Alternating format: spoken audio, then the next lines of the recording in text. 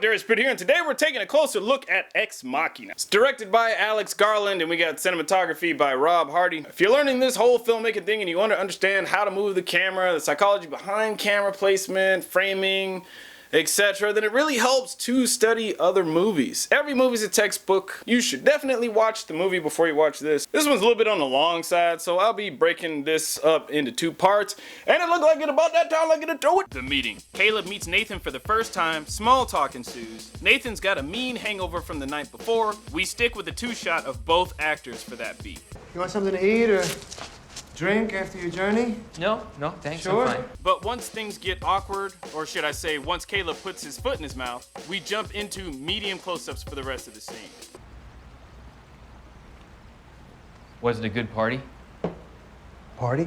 Yeah, wasn't there a party?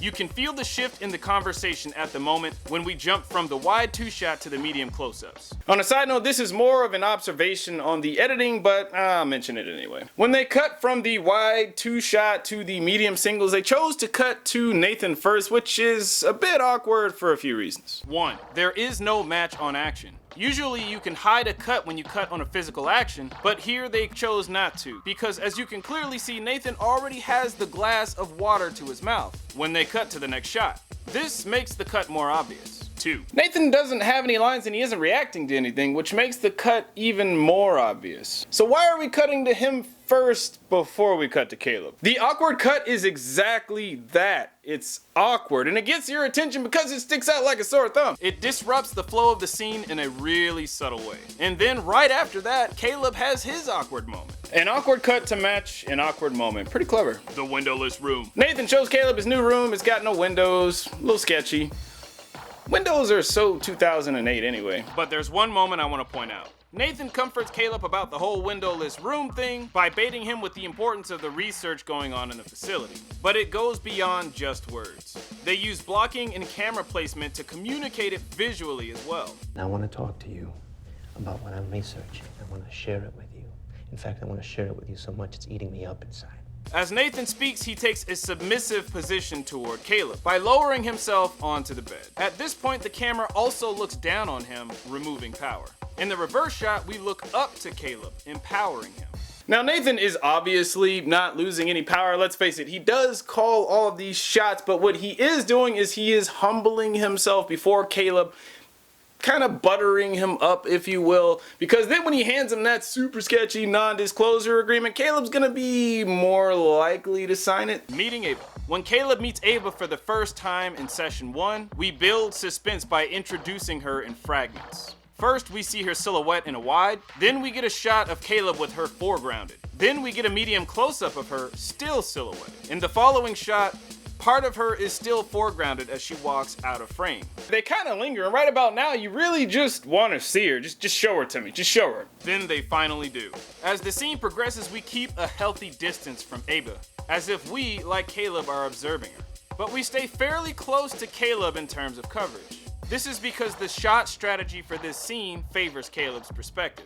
When they begin talking in earnest, Ava takes a submissive position by sitting down while Caleb remains standing. Rather than meet her on her level, he remains dominant. We still cover Caleb in more of a close-up while observing Ava from afar. When we go in for a close-up of Ava in the discussion, we look down on her, removing her power because she's being observed. And we continue to look up to Caleb, who has all of the power in the scene as the observer. She's amazing. So Caleb is super amazed with Ava. He's very impressed. He's talking with Nathan, kind of giving him the rundown of what he thinks. Let's point a couple of things out. As they chat about Ava, we have single mediums on both actors. As the scene continues, Caleb takes a seat next to Nathan, but we still have single mediums on both actors. Caleb wants to know how Ava works, but Nathan isn't willing to share because I want to have a beer and a conversation with you, not a seminar. Yeah, sorry. this is when we get our first two-shot of the actors. No, it's okay. You're all right. The actors are literally sitting next to each other, but we do not get a two-shot until Nathan says, hey, how about we try, talking like normal people?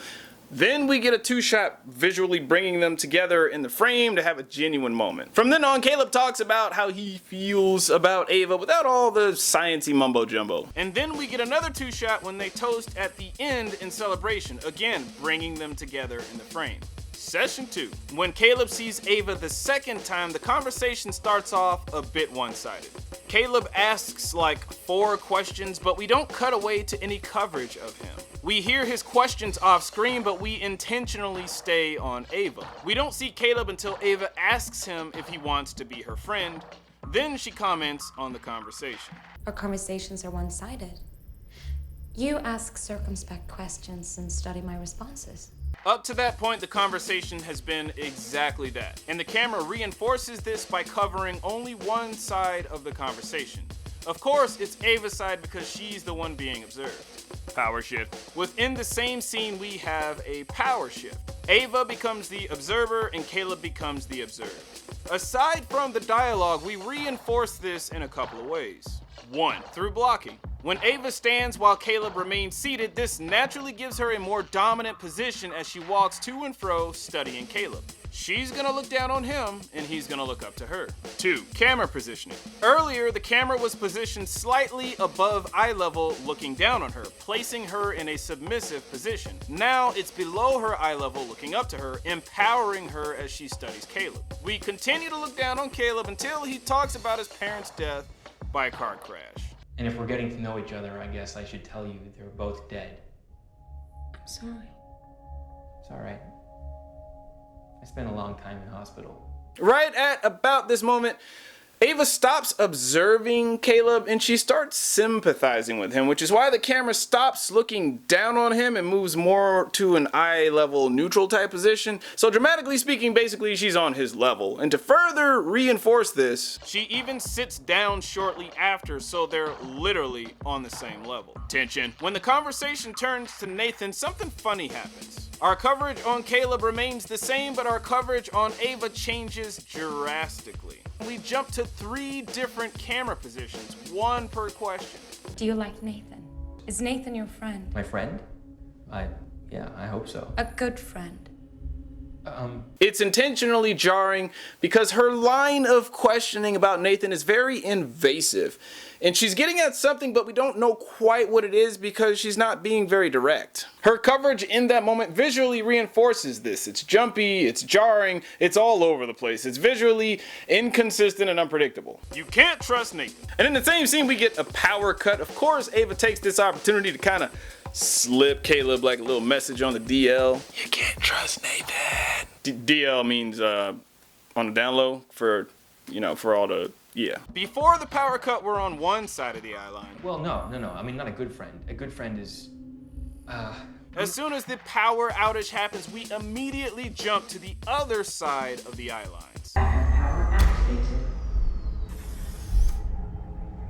The lighting changes to a nightmarish red and the camera goes handheld.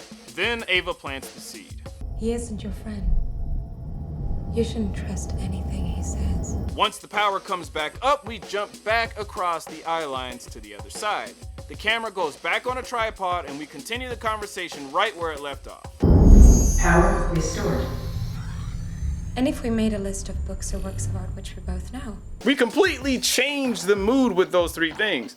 Lighting, handheld camera, and jumping the eye lines. Well, I do believe that is it for part 1, but I will be kicking out part 2 sometime in the near future. And also on a side note, I do some consulting, so if you're looking for feedback on your scripts or short films, I'll leave a link in the description section to a website where I do all of that consulting biz. I also do chat with me sessions, so you can bring your questions about YouTube or filmmaking in general, and you can chat it up with the kid for, however long we can get all those questions answered. Well, that's all I got for you. If you enjoyed what you saw, please like, go, subscribe. You can find me on the social medias, Facebook, Instagram, Snapchat, or the Twitter, baby. You can also check out my second YouTube channel, DARIOUS BRITT, where I vlog about my adventures on the film festival circuit, my first feature-length film, unsound live casting, vlogs, etc., etc. I do believe that's all I got for you, suckers. Deep it out.